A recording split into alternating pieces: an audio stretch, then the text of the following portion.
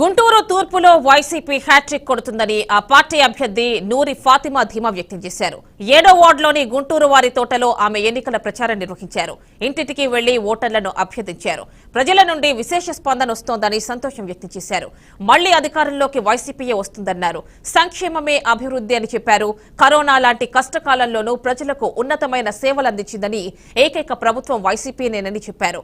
నవరత్నాల ద్వారా ఒక ప్లాట్ఫామ్ ఏర్పాటు చేశారని గుర్తు చేశారు.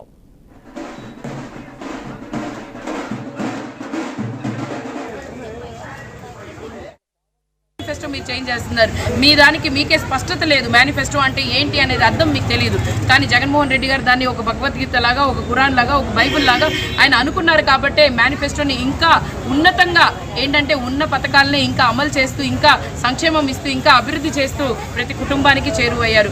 మీ మేనిఫెస్టోని ఎవరు నమ్మే పరిస్థితుల్లో లేరు. ఎందుకంటే మీరు మాట ఇస్తే మాట తప్పుతారు మీరు. కానీ జగన్మోహన్ రెడ్డి గారు మాట ఇచ్చారంటే మాట తప్పని, మడుము తిప్పని నాయకుడు ఎవరైనా ఉన్నారంటే వైఎస్ రాజశేఖర రెడ్డి గారు అయితే అదే జగన్మోహన్ రెడ్డి గారని నిరూపించారు. జగన్మోహన్ రెడ్డి గారు మేనిఫెస్టోతోనే ఆయన మీరు చూసుకుంటే ఈరోజు మేము పథకాలు ప్రతి ఒక్కటి కూడా చేయూత, చేదోడు, ఆసరా, ఇళ్ల పట్ట, ఈబీసీ నేస్తం, కాపు నేస్తం, వాహన మిత్ర ఇవన్నీ దాదాపుగా ఇన్ని పథకాలు నేను చెప్తే ఒక్కళ్ళైనా మీరు వాళ్ళు రండి, ముందుకు రండి ఏదైనా పథకం చెప్పడానికి.